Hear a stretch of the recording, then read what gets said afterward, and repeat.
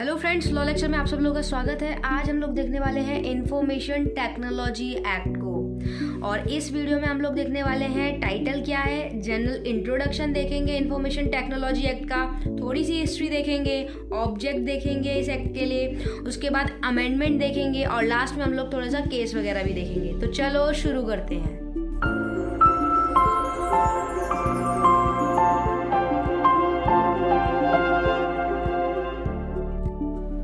बात करते हैं टाइटल की। टाइटल मतलब कि इस एक्ट का पूरा नाम है क्या। तो इस एक्ट का पूरा नाम है इंफॉर्मेशन टेक्नोलॉजी एक्ट 2000। उसके बाद बात करते हैं कि भाई इसकी इनैक्टमेंट कब हुई। तो इनैक्टमेंट डेट है 9 जून 2000। उसके बाद डेट ऑफ कमेंसमेंट क्या है, 17 अक्टूबर 2000। एक्सटेंड कहाँ तक है, कहाँ पे एप्लीकेबल है, तो वो है होल ऑफ इंडिया।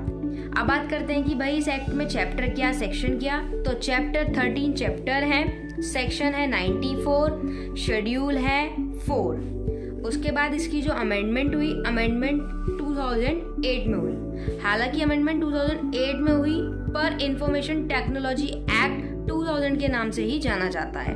अब बात करते हैं कि इस एक्ट में किस किस तरीके से डिवाइड किया गया है। तो पहले देखते हैं, पहले क्या है। पहले नंबर पे ये है कि सेक्शन 1 से लेके 16 तक दिया हुआ है लीगल एस्पेक्ट से डिजिटल सिग्नेचर वगैरह के बारे में। उसके बाद 17 से लेके 42 तक दिया हुआ है सर्टिफाइंग अथॉरिटीज, यानी कि अब ये सर्टिफाइंग अथॉरिटीज क्या होती हैं, वो ये होती हैं कि जो भी एक तरीके से डिजिटल फॉर्म में, ठीक है, सर्टिफाई करती हैं, उन अथॉरिटीज को सर्टिफाइंग अथॉरिटी कहा जाता है। उसके बाद सेक्शन 43 से लेके 47 में पेनल्टीज एंड कंपनसेशन दिया हुआ है। 48 से 64 में appellate tribunals and appeal to high court दिए हुए हैं। अपीलेट ट्रिब्यूनल्स मतलब कि वो ट्रिब्यूनल्स जो कि इस डिजिटल अगर कोई भी साइबर क्राइम वगैरह होता है तो उस पर कैसे रहेगा, और साथ में दिया हुआ है कि अपील कैसे कर सकता है हाई कोर्ट पे। 65 से लेके 78 में दिया हुआ है डील विद ऑफेंस, यानी कि कौन कौन से ऑफेंस के अंडर में आएंगे और कौन कौन से नहीं आएंगे। 79 से 94 तक मिसलीनियस दिया हुआ है मिसलीनियस ऑफ द एक्ट, कि कुछ भी अगर मिसलीनियस रह जाता है तो वो 79 से 94 तक इस एक्ट में दिया हुआ है। उसके बाद बात करते हैं कि भाई एक थोड़ी सी इसकी हिस्ट्री सी ले लेते हैं कि भाई किस तरीके से है। तो ये जो बिल है वो पास हुआ बजट सेशन में, ठीक है, इंडिया की बात करें बजट सेशन में 2000 के, और साइन किया गया बाय प्रेसिडेंट। उस टाइम पे प्रेसिडेंट थे KR नारायणा, और 9 मई 2000 को जो है साइन किया हुआ। उसके बाद बिल जब finally group of official headed हो गया by minister of information technology, तो उस टाइम पे इंफॉर्मेशन टेक्नोलॉजी के मिनिस्टर थे प्रमोद महाजन। उसके बाद हम कुछ देख लेते हैं कि कुछ जनरल टर्म्स हैं जो इस एक्ट में बहुत ही ज़्यादा काम आने वाली हैं, ठीक है। कुछ टर्म्स यहाँ पे हम लोग देख लेते हैं, like e commerce. E commerce क्या होता है, ई कॉमर्स ये होता है बाय एंड सेलिंग करना गुड्स एंड सर्विसेज की, ठीक है, इलेक्ट्रॉनिक नेटवर्क पे या इंटरनेट पे सर्विसेज या गुड्स जो हैं उनकी खरीदना या बेचना।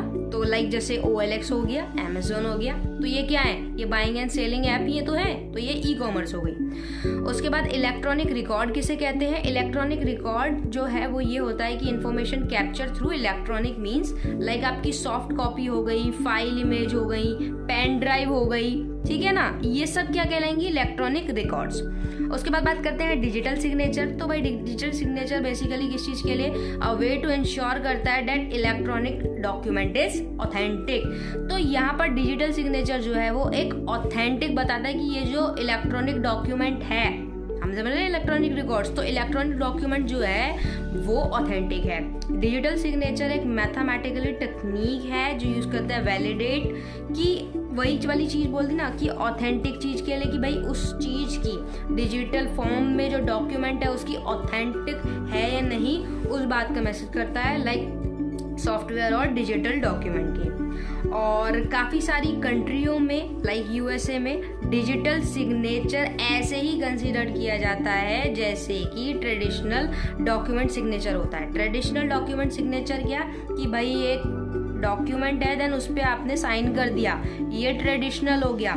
लेकिन वही अगर इलेक्ट्रॉनिक फॉर्म में रिकॉर्ड पढ़ रहे हैं ना, सॉफ्ट कॉपी इस तरीके से अगर वहाँ है तो वहाँ पे वो जो साइन होगा वो डिजिटल सिग्नेचर कहलाता है। दूसरी बात ये कि जो भी अथॉरिटीज़ होती हैं, सर्टिफाइंग अथॉरिटी, वो उसको सर्टिफाइड करती हैं। उसके बाद आगे बात करते हैं ऑब्जेक्ट क्या है। तो भाई इसका जो ऑब्जेक्ट है वो ये है कि legal recognisation to any transaction which is done by electronic way और यूज़ ऑफ इंटरनेट, यानी कि इस तरीके की कोई भी ट्रांजेक्शन जो कि इलेक्ट्रॉनिक वे में अगर बात करें यूज़ की जाती है इंटरनेट से या कंप्यूटर के थ्रू या इलेक्ट्रॉनिक वे के थ्रू, तो वो क्या है, लीगली रिकग्नाइजेशन हो। तो ये इसका एक ऑब्जेक्ट हो गया। दूसरा है to stop computer crime. Computer crime, cyber crime या इंटरनेट से रिलेटेड जितने भी अगर क्राइम होते हैं, जैसे हमने पहले साइबर क्राइम का पढ़ लिया है, तो ये ऑब्जेक्ट हो गया। तीसरे नंबर पे है make more power IPO RBO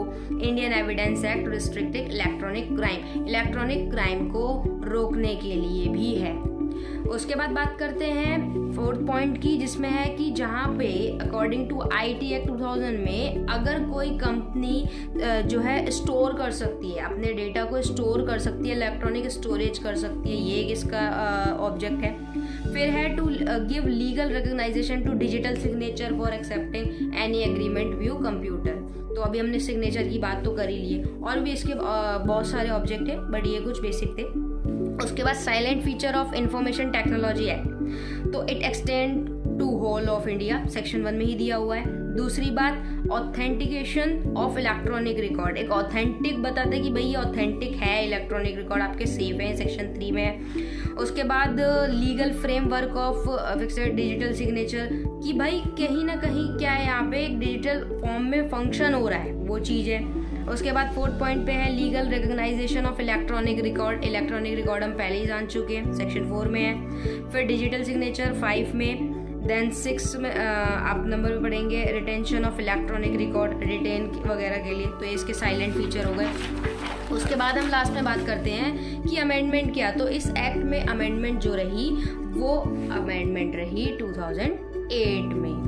हालांकि पढ़ते हैं इसको इंफॉर्मेशन टेक्नोलॉजी एक्ट 2000 ही है, 2008 में अमेंडमेंट हुई। इस अमेंडमेंट में काफ़ी चीज़ें हैं जो जैसे आगे लिखी हुई हैं, लाइक सेक्शन 66A, जहाँ पे ये चीज़ चेंज हो गई कि अगर किसी को ऐसे ऑफेंसिव मैसेज भेजते हैं, ठीक है, तो वो क्या है, वो पेनल्टी वहाँ पे लगती है या कंपनसेशन, तो ये चीज़ नहीं होनी चाहिए। ये इस एक्ट में 2008 में आया। फिर 69 में आया कि ऑथोराइज जो पावर है इंटरप्रिटेशन, मॉनिटर जो है decryption of any information through companies और रिसोर्सेज, तो ये इसमें एक चेंज आया। अच्छा, ऑफेंसिव मैसेज क्या, ऑफेंसिव मैसेज ये कि इस तरीके का कोई मैसेजेस लाइक धमकी भरा हो गया, तो वो सारे जो हैं 2008 में इस तरीके से अमेंडमेंट आई। एक छोटा सा केस देख लेते हैं। फरवरी 2017 का केस है, दिल्ली बेस्ड ई-कॉमर्स कंपनी के पोर्टल पे ये हुआ था। इसमें ये हुआ था कि जो हैकर्स थे वो डिफरेंट सिटी के थे और उन्होंने क्या किया था, थेफ्ट और चीटिंग की थी, ठीक है, साइबर क्राइम वगैरह। तो इसमें जो ऑनर था उसने प्रोवाइडेड IP जो एड्रेस था वो पुलिस को क्या कहते हैं दिया था, ठीक, जिस वजह से वो हैकर्स का जो है अरेस्ट कर पाए थे दिल्ली पुलिस ने। और ये डिजिटल शॉपलिफ्टिंग का था ये केस, तो ये एक छोटा सा केस भी यहाँ पे है। तो होप्स हो कि इंफॉर्मेशन टेक्नोलॉजी एक्ट का एक बेसिक ओवरव्यू, एक इंट्रोडक्शन आपको समझ में आया होगा। वीडियो अच्छी लगे तो लाइक करना और शेयर करना, चैनल पे नए हो तो बेल आइकन जरूर प्रेस करना। Thank you so much.